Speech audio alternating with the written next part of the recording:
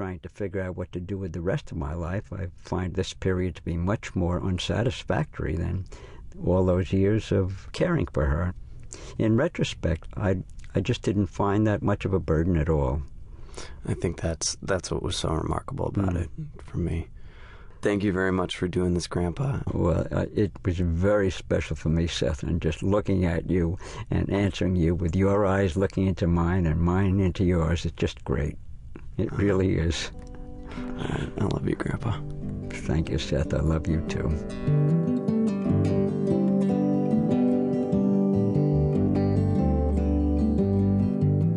Next, we hear from Hee-Suk Lee. She came to the United States from Korea in 1963. When she visited StoryCorps in Los Angeles, Hee-Suk's daughter, Joyce, asked her mother about her thoughts on love and marriage. I know that, having other friends who have parents who are Korean immigrants, they've never actually seen their parents hug or kiss or show affection and emotion towards each other. So I think that's pretty unusual for a first-generation Korean couple. Can you tell me where you learned this from? Yeah, that is a very important story. When I started going to church, I met American missionary, Bob and Argo Pinkston. They're, not young couple. They're about 60s at the time. Of course, they are not both of them in heaven. And then when they start the English Bible class at their house, as we sit there at the living room, we watch, learning, observing their life together. They always say, honey, I love you, and honey, thank you, I'm sorry. And then she started washing dishes. The husband stand beside and, dry, and they're so happy, always smiling.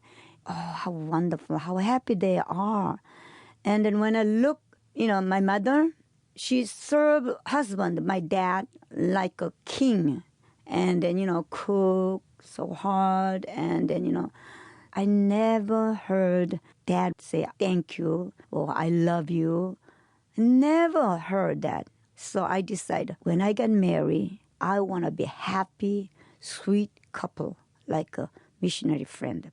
Of course, when I get married, it's typical Korean man. When I said, honey, I love you, and a typical man just sitting in the living room, reading newspaper, didn't respond. So I said, I love you, and he said, okay, and I wasn't satisfied with that answer because love, expression. Right. So I said, I love you. Said, oh, me too. Said, well, can't you say I love you too? At first he said it's very hard because he's not used to express, I said, I love you until he responded, honey, I love you too. And an ongoing practice, and later on, it wasn't difficult. He just say, I love you too, and then hug, and even kiss on my cheek.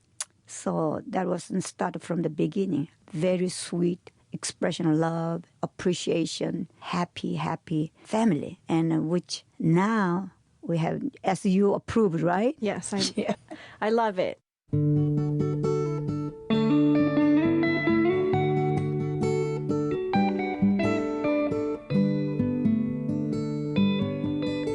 Here's Mary Lou Meyer speaking with her son, Brad Scow.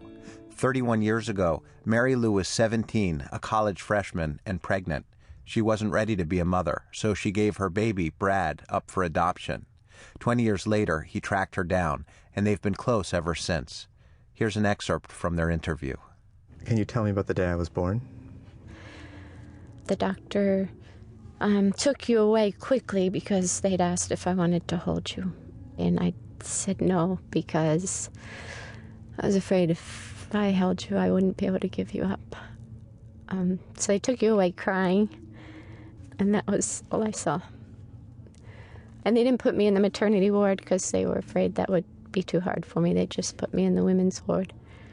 And I remember one of the nurses coming up after you were born, and I was crying a lot.